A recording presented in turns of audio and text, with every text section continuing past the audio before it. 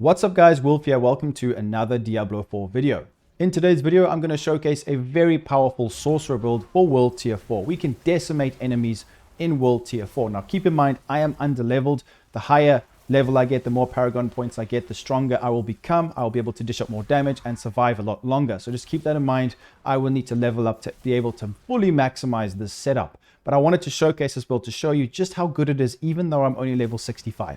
So it depends on your level. If you're watching this video and you kind of copy everything I do, just keep in mind, guys, the Paragon board points are so important. So World Tier 3 and below, you will just delete everything. I delete enemies so quickly. I one-shot waves of enemies. I two-shot bosses at World Tier 3. So all the gameplay will be on World Tier 4. I hope you guys do enjoy this video. I will be posting more build videos very soon. Fire builds, frost builds, all for endgame, and also all the other classes. I will be making build guides. It's going to take me some time, but I appreciate your guys' patience. So please make sure to leave a like, subscribe. Let's get on with the setup video.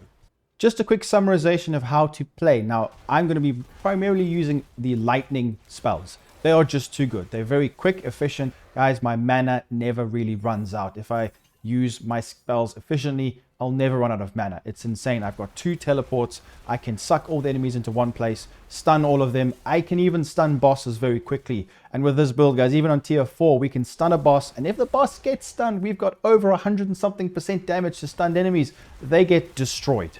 Bosses get deleted. Waves of enemies get deleted because they all can be stunned. It's very, very strong. Even without stunning them, we still do damage. And I can survive because I've got such good aspects on my gear. So you're going to have to farm to make this build work very well. But there are aspects you can obtain from all the open world dungeons. So how do you play with this build? The nice thing about this build is it's very efficient. We can go through dungeons very quickly. You don't have to spawn things and wait for the damage to tick over. We can just immediately destroy. And that's going to be because of how strong damage to stunned enemies is with charged bolts. Because the multiplicative damage we have stacked is so high, it seems broken. It actually is broken. So what I would do is I would actually initiate a fight by teleporting. Now we get a teleport every few seconds, and my evade is actually also a teleport. So I can teleport constantly all the time, and it's really, really nice, especially playing in a group. You can combine, you can actually place all the NPCs in one place for your team to destroy them very quickly. So we're going to teleport towards an enemy. Now, I'm not going to talk about proccing unstable currents, because when we do proc that, everything gets destroyed so fast. It's so overpowered, and I'll show you guys that shortly. We'll teleport towards an enemy. Now, when we teleport, we automatically bring all of them into one place. We suck them all in, and then we will shock them. We will stun them. And the stun lasts for just under 3 seconds, which is just crazy. Now, once we've done that, I can maybe use my Arc Clash to stack up damage because of a certain aspect. Then maybe 1 or 2 hits with the Arc Clash. Then I smack those adds with a charged bolt shot that absolutely just blows them to smithereens. And then because of my enchantments, they all blow up. It's so fun and so satisfying and so powerful. And we're going to talk about that shortly in a bit more detail. So once I've used charge bolts, now because they're all getting stunned, I'm getting a crackling energy, which means I'm getting my mana back, getting more crit chance. The crit chance is through the roof with the setup. Then I can also proc a Frost Nova to make them vulnerable. After doing that, we're not giving the NPCs a chance. We're just destroying them so quick. The mobs are not getting a chance. They get vulnerable, they get frozen then I smack them once more with Arc Clash. Then, because Arc Clash, the more I hit with my basic skill, I stack damage. Then I smack them once more with my charged bolt. Rinse and repeat, then teleport again. By the time I've done all that, I can teleport again. It's just so effective. So make sure you guys do give this a try. And Chain Lightning is great. You can use Ice Shards with this build. That could work really well. But because of I've gone kind of spec into more Lightning realm for this, because I felt Lightning was way more efficient leveling at this stage of my game progression. It was just too good, but you can always adapt the build to suit your own playstyle. That's how I'm going to be playing. You don't have to do it in that order, but that's how I've spec'd it, because these setups only really work if you know what you're doing and you think of your synergies while you're playing. So let's go through the actual skill tree. I'm going to try to do this a bit faster than normal, guys, because I don't want this video to be as long as the last one, but there's so much I need to talk about. But Arc Clash is just really, really strong, and I recommend you guys do this. This is nice. We've got an enchantment effect here that we can use, but sometimes I change it up to have an extra teleport, which it's up to you guys. So this is really, really good, guys. we are stacking crit chance. We are hitting very hard with arc clash, and it's kind of like a movement that hits enemies all the way in front of you in the arc pattern. It's so good. And it also reduces our cooldowns. So that's why I've gone with this. I've gone for glinting arc clash. It's been nerfed, but it's still really good. The cooldowns go down. It's great. This is a 5 out of 5. Then my core skills. So with my core skills, I've gone for 1 fireball for the enchantment effect, guys. That's really good.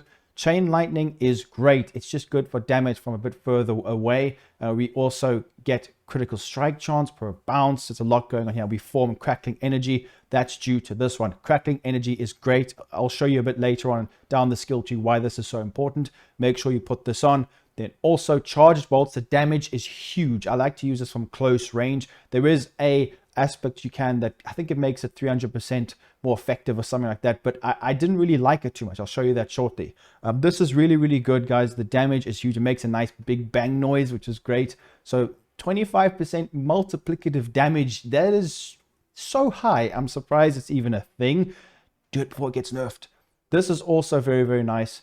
Right here, at least 3 times with the same cast of charge bolt releases a lightning nova, so we deal more damage there, which is just immense. This is such a good spell. Make sure you guys use both of these. You can use ice shards. It's up to you guys instead of chain lightning. It really depends on your setup and if you wanted to make this more of a frost build. I've gone towards more lightning because it's just so good in tier 4. I've compared all of them, and I will be making setups for all of them, so don't worry about that. Teleport, the main big daddy of this build. It's so good for movement and for utility. We because of a legendary aspect or an aspect, we suck them all in one place. Then we can actually stun them automatically. And yes, it stacks on bosses really quickly. Then we can actually do all that stun damage. I'll show you the main stats to show you how much damage stun enemies we actually have. And I've actually got the enchantment effect. You see there, evade. So you can use this enchantment effect. That's what I recommend. That's what I've gone for in the gameplay or when you're watching this. This is just really good, guys. Teleport does what it says. It's so strong. We also get damage reduction. So that's a way of me mitigating damage. Because I've got glass cannon, level 3, so much damage. Don't worry about it because we've got some aspects and also things like that mitigate damage. It make you feel really tanky with this build. But obviously, World Tier 4, we've got to try and get a bit more armor, but that's dependent on your gear and your Paragon board. So this is great. The damage reduction, like I said, cooldown even more per enemy hit. So it's just lots of cooldowns happening here, which is important because our primary resource is mana and we need it to cast spells in the first place. Ice armor. I don't have this. I can't remove it. Frost Nova is really good. You can increase it here if you guys want to. This is just too good. It makes them vulnerable because I've gone for Mystical Frost Nova. This is just really strong and it's nice. It's more utility to freeze them. And we do have aspects that combine damage to stunned enemies and damage to frozen enemies so that if an enemy is resistant to stun or to lightning, we still do huge amounts of multiplicative damage. So it's not really that situational. That's why I've gone for one or two or one aspect that's different, a kind of effect, status effect, should I say. I tried the lightning spear. I've tried ball lightning, trash. I don't like them. They just don't work as well as what I'm showing you today. Then I've got these 1 out of 3, 1 out of 3. We've spoken about this before, guys. Just proc the mana shield. It's really good. Every time you spend 100 mana, you gain 5% damage reduction. Very strong. Then over here, moving on to the mastery skills. 3 out of 3. This is very important. Critical strikes with shock skills have up to a 15% chance to form crackling energy. This is so good. We get so much crackling energy. Stacking crackling energy is so powerful with this build because we are playing close range with this. Every time we stun enemy, deal lightning damage to them, and then upon absorbing crackling energy, you gain 12 mana. So you can see, guys, more mana regen. It's just really good. Then we have got unstable currents. This feels like cheating. When you proc this, you are basically cheating. It's unbelievable how fast we can proc everything else and how much damage we can do. Then when we form crackling energy, because it continuously pulses. Do you see what I mean, guys? The synergies of the crackling energy with this is just crazy, and it comes back so quickly. The cooldown's not 70. It's about 15 to 20 seconds if you play it right. It's so good. 3 out of 3 for coursing currents. We get more crit chance, which is just crazy for the next strike. Then we have got enemies doing less damage. Lots of mitigation. Your movement speed goes up. Shock skills have up to a 6% chance to stun enemies. So stunning all the way around. I think in my previous video, I used Virus Mastery. I have tried this. This is a lot better for this, guys. Crackling energy hits one additional enemy, and each time it hits an enemy, your shock skills cooldowns are reduced by 0.1 seconds, increases 0.25 against elites. This will allow us to get our spells back so incredibly quickly This might be if you don't need so much mana, maybe you're expecting to more mana on your build, on your gear pieces themselves, then go for this more damage. But this is just so good for getting everything back. That's why you can actually get unstable currents back so quick and everything else. So that's the skill tree. Let's go into the Paragon board. There's too much to talk about here, so I'm going to showcase this to you guys here. So I've attached this setup right here. So this is going to be primarily for a bit more damage and survivability eventually. So try attach it to how I've done it right here, guys. It's one of that's the first lightning board that you can select. I can't remember exactly what it's called. I can't really see where the name of it is, but it's the first one you see that you can select about lightning, and it's really, really powerful. And I've rotated it so that we have got this static surge. So this is what is important here. That I wanted to kind of go for, which is really, really strong. This is why my mana never runs out as well. But I guess it's dependent on you. This is all dependent on your situation and your playstyle. But this is the direction I have gone for. Intelligence is important, guys. It's skill damage and resistance to all elements. If you get frozen or if you get slowed, you die. You know what I mean? If you get stunned, we can teleport away from it. But resistance to elements is so good. Put on the burn, bleed. We want to be able to mitigate the damage because on tier 4, there's so much damage there. So I've definitely gone for some maximum life. Make sure these nodes, you get the bonuses, the intelligence, we get non-physical damage, maximum life, some more non-physical damage. This is the direction I've gone for. I've put this one in here, the glyph socket, enchanter. For every 5 intelligence purchased within the range, you deal 1.3% increased non-physical damage. Very, very good. So we also get resistance to that skill's elements. I put it here and I put the intelligence in this red area, as you can see, to actually activate it. Also, I've gone this direction to get the erudite node, which is really good. As you guys can see, some more buffs, and this, they're all activated. Elemental balance, very, very nice. Then moving on up, I've attached this board in this direction, gone towards the left-hand side. For this, I haven't got the bonus yet, but I will eventually, because 260 dexterity is a lot, but damage to elites, damage to stunned enemies. As you guys can see, every single Paragon point we get is so strong going this direction. This isn't the best direction. It's up to you. You guys, if you need more survivability, you can go that side. It's just have a look at it, rotate the board. Make sure to not just copy what I'm doing, that's for sure, because I'm doing this to my playstyle. So make sure you guys think about how you want to be playing. Then this is so good. Stunning at close enemies, which we'll be doing all the time, restores 10 mana. Insane. And then I've gone this direction. For more damage to enemies, I want to try and activate some of these down here, go across, maybe even a touch here.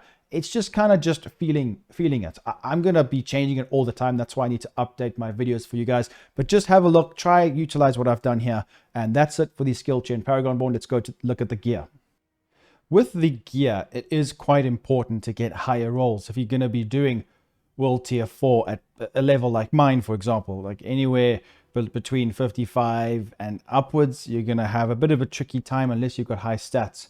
So I've got 4.4 attack power, 4.3 armor, and 2.9 life. I would like to get this over 3.2, somewhere there. But it's all right. I feel quite tanky because of some of my aspects, which we'll go through shortly. And armor is important. You can obtain armor from the Paragon board, but not too much from there. It's more or less from an aspect that I'm going to show you, this one right here, that is actually quite strong. And I'm surprised it hasn't been nerfed. It's really, really good. So other statistics that we can quickly go over. If you guys want to pause the video, you can take a look. We've got strike chance, which this critical strike chance goes very high. Don't worry about this. We have a lot of damage from this. Overpowered damage, 95%. Damage versus elites, we've got some more all damage increase, which is very, very good. And something to mention as well, damage with lightning, 78%, which is good. And with cold, if we scroll further down, we've got a very interesting, actually here it is here, 152% damage versus stunned, which is insane. Damage versus close as well, very good stat to go for. Anything like this is going to be great. Crit is all right, but remember, normal straight up damage is non-situational, whereas crit, you need to actually crit. So stacking all crit damage, I don't really agree with most of the time. It's generally better to stack normal damage numbers, especially considering that the multiplicative parts of your build will be using that initial increase from the damage. So it's dependent on the pieces, but I prefer to go along those lines. Crit damage is still very good, and it's dependent on your build and how much crit chance you actually can obtain. And I guess in this build, we can get pretty high. So let's take a look at the pieces now. So the pieces that I've got, I think this is the same one I used in my previous video. A lot of the other pieces have changed, and I've completely revamped my aspects to some degree. Sacred Legendary Helm. You don't have to have this exact item. All of these pieces, it's really up to you what you have and what stats. It's all RNG, but try and get the aspects. A lot of them you can get from doing dungeons, so just check that for yourself. So if we have a look at the gist of what I'm trying to obtain, I have got damage to close enemies, damage to stunned enemies, even damage to frozen enemies from the Frost Nova, critical strike chance, ranks of my spells, intelligence, willpower, crackling energy damage, dodge chance is also really good. Movement speed is great. I'll show you why movement speed is so good just now. Things like that, core skill damage, mana cost reduction, shock skill damage, resistance to all elements, anything like that is going to be good. So with this, I've got gain 0.35%. If you have a piece of jewelry with this on, it's even stronger. Increase armor for 4 seconds when you deal any form of damage. We're doing lots of damage, therefore we get so much armor from this, guys. This is crazy, stacking up to 35% multiplicative. Broken Strong, make sure you try use this aspect. It's really good. Then this is why teleport is so good. After using teleport, close enemies are pulled to you and stunned for almost 3 seconds. But the cooldown is increased by 20%. You don't have to use this, but I've got 2 teleports because of my actual enchantment. So this is really strong. This brings them all together so that we can stun them and then dish out all that damage to stunned enemies, which is really good. Or freeze them, do the damage to them that way, because they'll be vulnerable as well. So that vulnerable is a separate modification as well, as separate damage modifier, 20%. That's really good as well. So I've got rubies, maximum life, which I think is really good. Rubies are great. It's up to you what you want to put there though. Then this is situational and it depends on you. I like to stand still when doing some of my damage, so it does make sense the way that I play. It increases damage the second you stand still. It's just so much damage. I'm sure you guys have seen this before. This aspect is great. So try your best to maybe put this on. If you don't have to, because I do move a lot, so it really just depends on your playstyle. Then I heal 48 life per second, God roll, for each close enemy, up to 194 life per second. This is why my life goes up all the time. Such a strong aspect. Try and get this one. Then your critical strike chance increased by 19% of your movement speed. As you guys saw earlier, I showed you I've got a lot of movement speed on my character. So this is going to scale well with me. So that these are great. This is one of the reasons why I have such high crit chance. Then I've got this new weapon. I do see people talking about rather using like a wand and a focus on the right hand side here or something here. So then you can have 2 aspects. Now that is completely situational. That's dependent on you and what you want to actually be doing. So it's dependent on the build and the player. For me, I prefer to have a 2-handed weapon. It gives me chunky damage and I really do enjoy that extra DPS and the aspect is a lot stronger. But it's dependent on you guys. You can go for a wand and a focus here or something else there. Something like, you know, a scaled version of this, a focus there, pop it there, you get extra aspects. But I would say it depends. If you've got all the aspects that you really need for how you play, then you're just putting one just for the sake of it, then there's no point. So rather go for a 2-handed weapon, but it really is dependent on you. So you have to kind of assess your own situation. But this weapon is really nice because I've got high DPS. Don't forget the damage per second is quite important. It really does help you. Core skill damage, damage frozen enemies, stunned enemies, intelligence. Skills deal up to 20% increased damage based on your available primary resource. As mentioned earlier, I have lots of primary resource generation. So this makes complete sense to use this. And I have put these topazes on. I recommend it. I don't see why people are stacking critical strike damage. For my build, I definitely could do this, but some people who have got very low crit chance and very low generations of crit chance shouldn't be using this because it's RNG then on your damage. Rather go for basic skill damage because we use the basic skill most of the time because there is no mana cost. So I would rather increase this by a significant amount and then I can smack very hard with my arc lash, which is what I use a lot. That's why I can hit so hard with the arc lash, as you guys have seen from the gameplay. This is an old piece. I've still got it because 45% more damage to immobilized, stunned, or frozen enemies. I used this in my previous build. Really strong multiplicative damage, and I've got armor. That's really nice there. It's up to you though. It depends what gems you want. It's all up to what kind of mission you do, what kind of content you're playing, and your play style. Then I've got this. Distant enemies have an 8% chance to be stunned for 2 seconds when they hit you. You deal 40% multiplicative increased damage to stunned enemies. Crazy, such a good one. Probably thinking to yourself, well, isn't that situational? Not really. Every single enemy I've fought in this game so far can get stunned. And if they can't, I haven't noticed because I killed them too fast with the Frost Nova or with my normal damage. So don't worry about that. You will never have an issue. And that's why I really do recommend it. Stunned enemies are so easy to kill. And it's so quick to stun them because of our crackling energy. We've got extra bonuses from the skill tree. It's just so easy and a guaranteed stun from this talent right here, which is great. The teleport one. And because we've got 2 teleports, it just makes it so powerful. So looking at the last piece, attacking enemies with a basic skill increases damage with the next core skill cast by 9%. Because I got such high damage on the Arc Lash, I stack it up 2 or 3 hits, then I use my charged bolts. This is what gives me so much damage, up to 30% multiplicative damage. There's so many multiplications here. The damage is huge, and considering I'm only 65 and I'm doing this much damage, I think I could potentially one-shot bosses with this build, but I will update you guys when I actually achieve that. So hopefully you did enjoy this video. If you guys did, please make sure to leave a like, subscribe, and I'll see you very soon in the next video. Peace out, guys.